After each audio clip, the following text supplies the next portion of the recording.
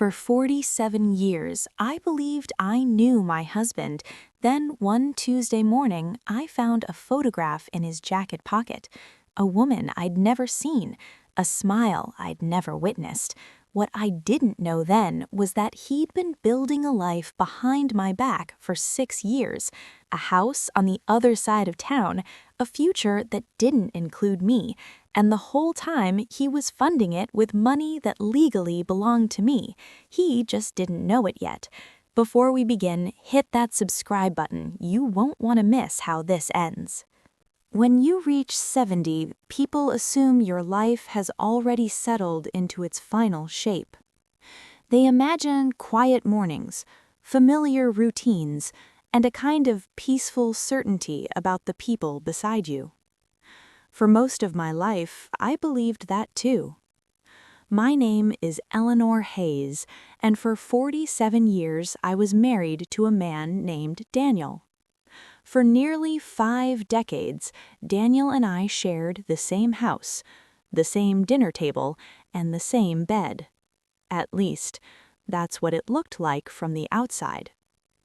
If you had walked past our home on Willow Street any evening over the last 40 years, you would have seen a warm yellow light glowing through the kitchen window. You might have seen me watering the roses by the front steps.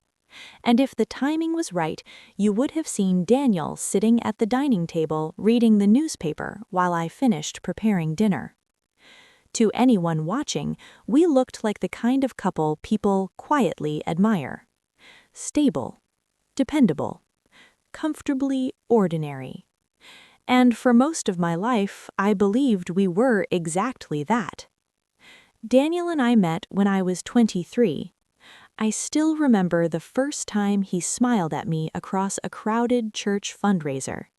He had a calm presence about him, steady, thoughtful, the kind of man who made you feel like the world might be simpler if you stood close enough to him. Within 2 years, we were married. Within 5 years, we had our first child. And before I even realized how quickly time was moving, we had built an entire life together. We raised 2 children in that little house on Willow Street. We worked hard. Daniel ran a small construction company while I managed the office side of the business from home. Money was tight in the early years, but we always managed. We celebrated anniversaries with modest dinners. We watched our children graduate. We stood side by side at weddings. Life wasn't dramatic. It was steady. And at 72 years old, I thought that steadiness meant safety. But sometimes silence hides more than arguments ever could. The first moment something felt wrong was so small that I almost ignored it. Daniel forgot my birthday. Now, that might not sound like much. After all, people forget things as they grow older. But Daniel had never forgotten my birthday in 47 years, not once. That morning, I woke up expecting the usual quiet ritual. A small card left beside the coffee maker, maybe a single rose from the garden. Daniel always said grand gestures were unnecessary when you truly knew someone. But that morning, the kitchen counter was empty. No card, no flowers, nothing. When Daniel walked into the kitchen, he greeted me the same way he always did. "Morning, Ellie." He poured himself coffee and sat down at the table. He never mentioned the date. I watched him carefully as he flipped open the newspaper, waiting, expecting him to suddenly look up and laugh, to say he was joking. But he didn't. He simply kept reading. After a moment, I said gently, "Do you know what today is?" Daniel lowered the paper slightly. "Tuesday," he said. I smiled, trying to keep my voice light. "Yes, but it's also something else." He studied my face for a second. Then he frowned. "Oh," he said slowly, "is it your doctor appointment?" For a moment, I couldn't speak. 47 birthdays, and suddenly my husband thought the day was about a medical appointment. I forced a small laugh. "No, Daniel, it's my birthday." For a split second, something flickered across his face. Not surprise, not embarrassment, something else, something colder. "Oh," he said again. "Well, happy birthday." He returned to reading the newspaper, just like that. No apology, no attempt to make it right. The moment passed as quietly as it had arrived. But something inside me shifted that morning. Not dramatically, not like the shattering moments you see in movies. It was quieter than that, like a hairline crack forming in glass. You can't see it clearly yet, but you know it's there. Over the next few weeks, more small things began to change. Daniel started spending more time out of the house. At first, he said it was work. Construction projects often required evening meetings with contractors. That wasn't unusual, but the meetings became more frequent. Then they became later. Some nights he wouldn't return until nearly midnight. When I asked about it, he shrugged. "Just business." For most of our marriage, Daniel had been the kind of man who talked easily about his day. He would sit at the table after dinner and tell me about every little detail: arguments with suppliers, funny conversations with workers, problems with blueprints. But suddenly, those stories disappeared. When I asked how his day had gone, his answers became shorter. "Fine. Busy. Nothing special." At first, I told myself it was simply age. People change. Conversations slow down. Life becomes quieter. But there was one detail I couldn't ignore. Daniel had started locking his phone. For 40 years, Daniel barely used a cell phone. He preferred landlines and handwritten notes.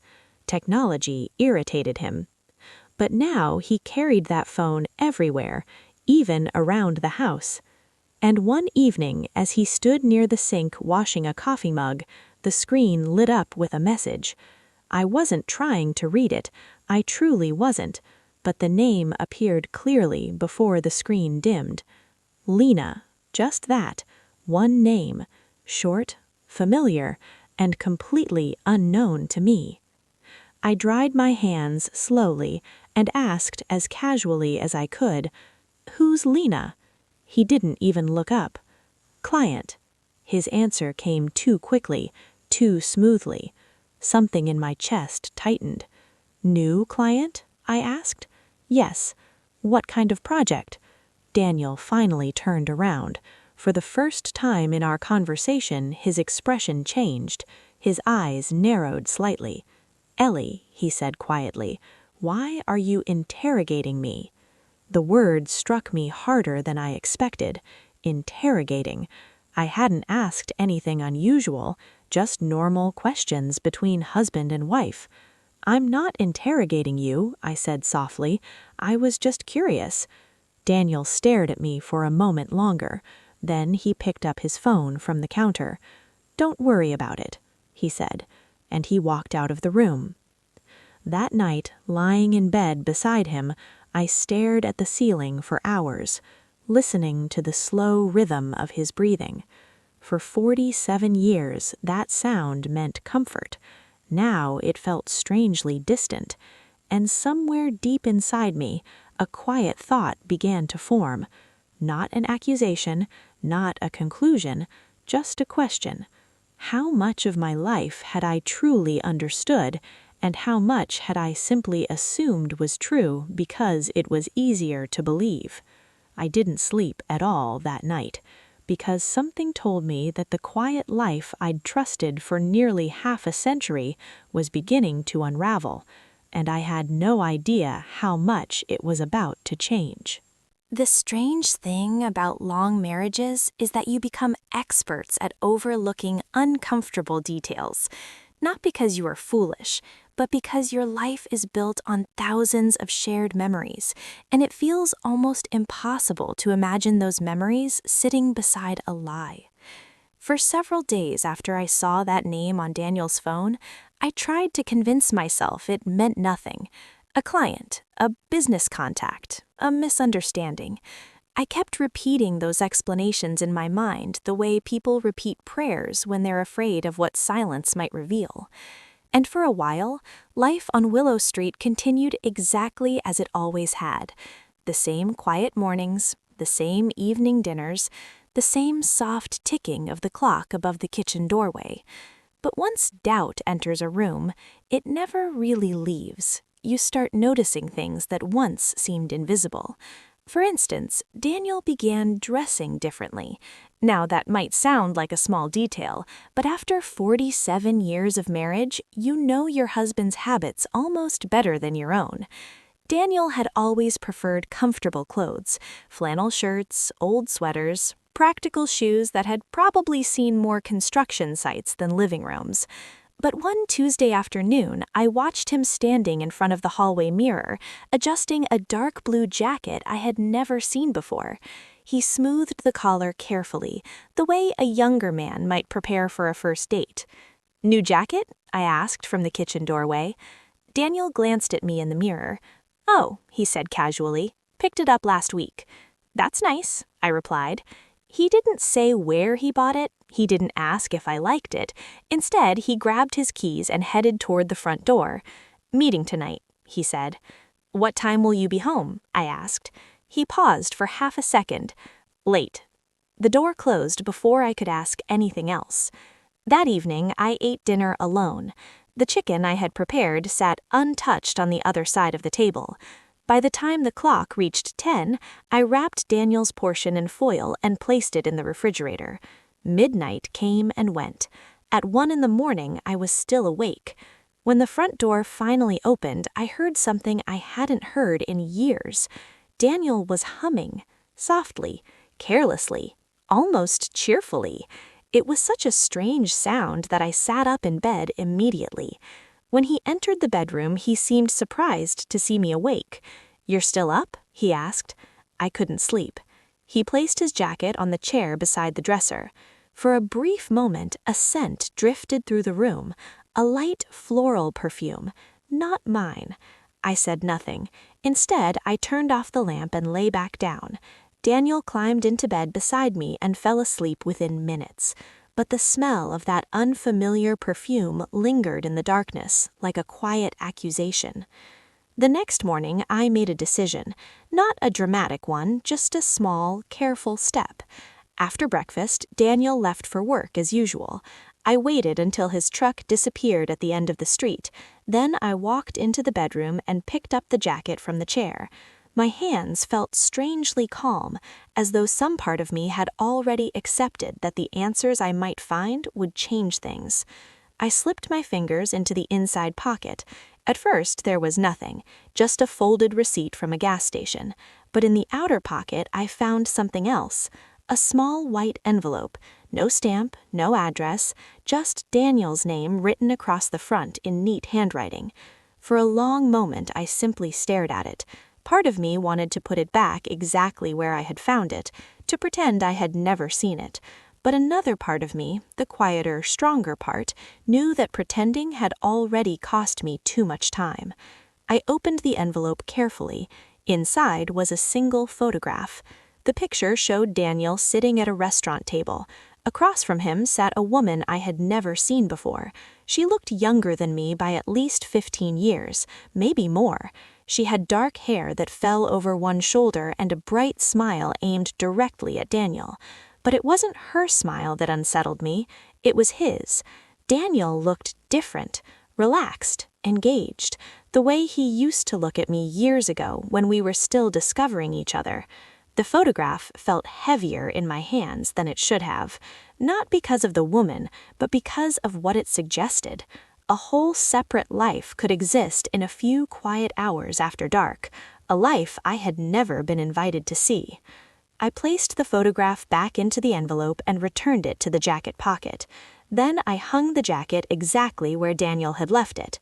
For the rest of that morning, I moved through the house slowly, watering the plants, folding laundry, wiping down kitchen counters that were already clean. Simple tasks that gave my mind time to think, because the truth was, I didn't feel the explosion of anger most people might expect. What I felt instead was clarity. For nearly 50 years, I had trusted Daniel completely, not because I was naive, but because I believed that trust was the foundation of a long marriage. Now that foundation was cracking, and I needed to understand exactly how deep those cracks went. That afternoon, I drove into town, not to confront Daniel, not yet. Instead, I visited a place I hadn't been in nearly 2 decades, the small office above the hardware store where our accountant used to work. The sign outside had changed names since then, but when I walked inside, the receptionist still recognized me. "Mrs. Hayes?" she said warmly. "It's been a long time." "Yes," I smiled politely, "it certainly has." I explained that I needed copies of some old financial records for personal reasons. The request didn't seem unusual. After all, Daniel's business accounts had passed through that office for years. While the receptionist gathered the files, I sat quietly in the waiting area, staring out the window. People walked along the sidewalk, carrying coffee cups and shopping bags, ordinary lives moving forward without hesitation. I wondered how many of them were quietly discovering truths they had never expected to face. When the receptionist returned, she handed me a thick folder. "These should cover the last few years. Let me know if you need anything else." I thanked her and carried the folder back to my car, but I didn't open it right away. Instead, I sat there with my hands resting on the steering wheel, watching the afternoon sunlight fade slowly across the dashboard. Something told me that whatever I was about to discover inside those papers would change the direction of my life, not just my marriage, my entire future. And for the first time since I saw that message on Daniel's phone, I realized something important. I wasn't afraid anymore, because sometimes the scariest part of betrayal isn't the lie itself, it's the moment you realize you've been living beside it for years without knowing. I opened the folder, and as my eyes moved across the first page of numbers, a quiet, steady determination settled over me. If Daniel had been building another life behind my back, then it was time for me to understand exactly how that life had been funded, and more importantly, what part of it belonged to me. I sat in my car for several minutes before I turned the first page. The folder rested on my lap like something heavier than paper. For years, I had handled the bookkeeping for Daniel's construction company. In the early days, when money was tight and every dollar mattered, I knew exactly where every cent went. But over time, things changed. Daniel insisted on hiring a financial manager. He said the business had grown too large for us to manage alone. At the time, it seemed reasonable. Businesses expand, responsibilities shift. And slowly, without realizing it, I stepped back. I trusted that everything was still being handled the same careful way we had always handled it together. Now, sitting in the quiet parking lot outside the accounting office, I realized how easily trust can become distance. I opened the folder. The first few pages looked ordinary enough. Company expenses, payroll, equipment purchases. But then I reached a section labeled Personal Transfers. At first glance, the numbers seemed small, a few thousand here, a few thousand there, nothing dramatic.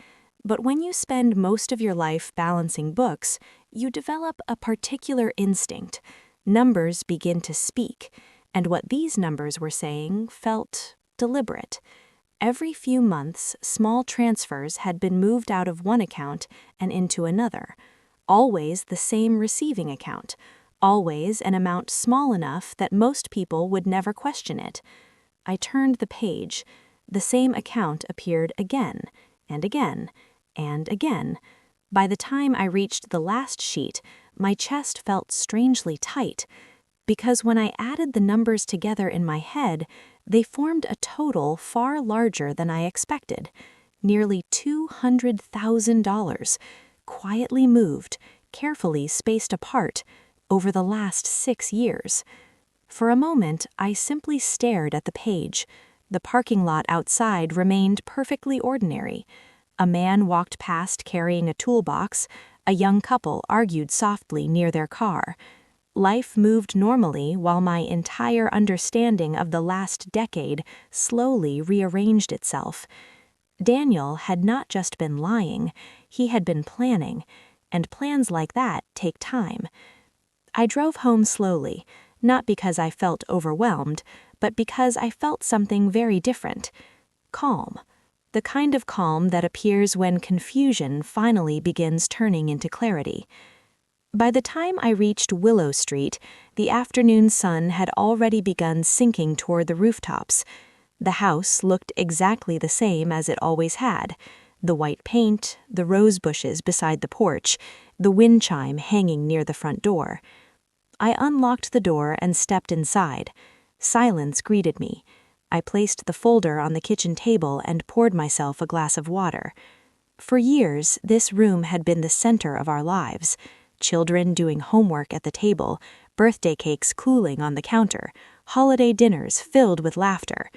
Now the room felt strangely unfamiliar, not because the house had changed, but because I had. I sat down and studied the documents again. The receiving account number appeared repeatedly beside each transfer, but something about it felt oddly familiar. After a few minutes, I stood up and walked toward the hallway closet where we kept our old household records. Inside were boxes filled with paperwork going back decades: tax returns, insurance forms, mortgage statements. It took nearly half an hour before I found what I was looking for: an old file labeled Property Documents. I carried it back to the table and began flipping through the pages: deeds, permits, loan agreements. Then I found the page I remembered, the original mortgage paperwork for the Willow Street house, and right there, printed clearly at the top, was the same bank name that appeared in the transfer documents. My heart beat a little faster now, not from fear, from recognition, because suddenly a quiet thought formed in my mind. What if those transfers weren't just moving money away? What if they were moving it somewhere specific? I turned back to the accounting documents. Then I looked again at the property file. Slowly, carefully, I compared the numbers. And there it was. The receiving account wasn't random. It was connected to a secondary property account, an account that hadn't existed when we first bought this house, which meant something important. Daniel had purchased something, and he had done it quietly, without telling me. For a long moment, I sat there staring at the papers spread across the kitchen table. The late afternoon sunlight filtered through the window, casting long shadows across the documents. I tried to imagine the conversations Daniel must have had during those secret evenings away from home. The quiet meetings, the signatures, the decisions. 6 years of them, a whole parallel life unfolding piece by piece while I watered roses in the front yard. Eventually, I gathered the papers back into the folder, because now I knew the next step. There was only one person who could tell me exactly what Daniel had done: the bank manager. Years ago, when Daniel first started his company, we opened our accounts together at the small branch downtown. Back then, the manager was a man named Robert Klein. He attended our church. He had watched our children grow up. He knew our family. I wasn't sure if he still worked there, but if anyone could explain those transfers, it would be him. That evening, Daniel came home around 8, earlier than usual. He walked into the kitchen just as I was finishing dinner. "Something smells good," I replied calmly. "Chicken and rice." He sat down at the table and began eating without noticing the folders sitting just a few feet away. For a moment, I studied his face. 47 years is a long time to know someone. You learn the small expressions, the quiet habits, the tiny shifts in tone. And now I could see something I hadn't noticed before. Daniel seemed distracted. Not guilty, not nervous, just distant, as though part of his attention existed somewhere else entirely. "Busy day?" I asked. "Very," he said. "New project starting." I nodded slowly. "I'm glad business is going well." He glanced up briefly. "Yes, it is." For a few seconds we ate in silence. Then Daniel stood up and carried his plate to the sink. "I have another meeting tomorrow evening," he said casually. "Don't wait up." I smiled politely. "I won't." He disappeared into the living room, and as I listened to the television turn on in the next room, I felt something inside me settle into place. Daniel thought he was still writing the story of our future, but he didn't realize something important. For the first time in years, I started reading the fine print, and tomorrow morning, when the bank opened its doors, I intended to ask a few very specific questions, because secrets built over 6 years rarely stay hidden once someone begins following the numbers. The next morning, I woke up earlier than usual. The sky outside the bedroom window was still pale gray, the kind of quiet morning light that makes the world feel unfinished. Daniel was still asleep beside me. For a moment, I simply watched him. 47 years of memories lived in that face. The young man who once carried boxes into our first apartment, the father who held our children when they were sick, the husband who used to sit beside me on the porch during summer evenings. But somewhere along the way, the man beside me had begun living a life I knew nothing about, and now I was finally going to understand it. I dressed quietly and left the house before Daniel woke up. The bank opened at 9. I arrived at 8:45. The building looked almost exactly the same as it had 20 years ago. Same brick walls, same glass doors, only the sign had been replaced with a newer logo. Inside, the lobby smelled faintly of coffee and printer ink. A young teller greeted me politely. "Good morning, ma'am. How can I help you?" "I'd like to speak with Mr. Klein if he's available." She checked the computer. "He actually still works here. One moment." That small piece of news surprised me more than I expected. Some things in life remain steady longer than you think. A few minutes later, Robert Klein stepped out of his office. He looked older, of course, grayer hair, slightly slower steps, but the same warm expression appeared when he recognized me. "Eleanor Hayes," he said with a gentle smile. "It's been a long time." "Yes," I replied, "it certainly has." He led me into his office and closed the door. "What can I do for you today?" he asked. I placed the folder on his desk and slid the transfer documents toward him. "I need help understanding these." Robert adjusted his glasses and began studying the papers. For several minutes he said nothing. His eyes moved slowly from one page to the next. Then he leaned back in his chair. "Where did you get these?" "From the accounting office." Robert hesitated before speaking again.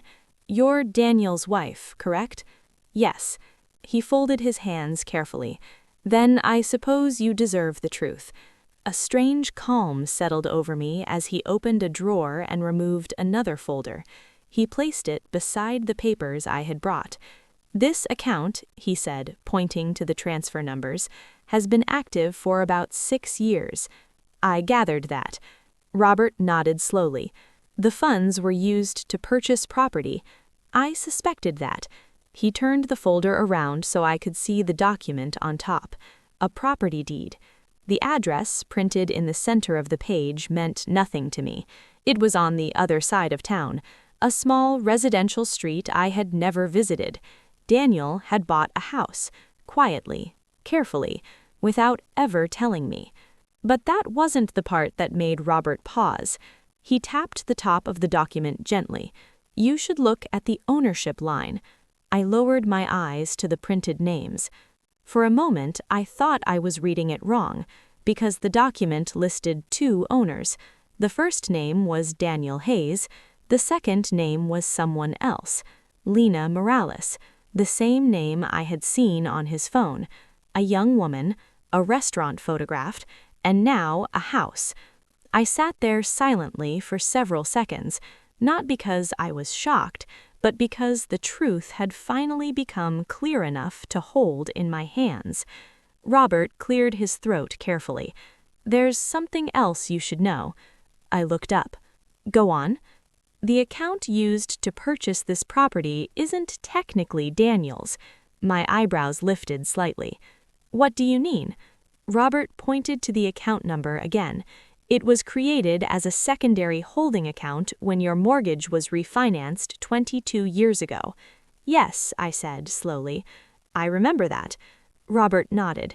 Legally speaking, that account is tied to the original mortgage agreement. I felt a strange shift in the air. Which means what, exactly? Robert leaned forward slightly. It means that according to the documents, the funds in that account belong to the primary owner of the Willow Street property. I stared at him. And who is that? Robert smiled faintly. You are.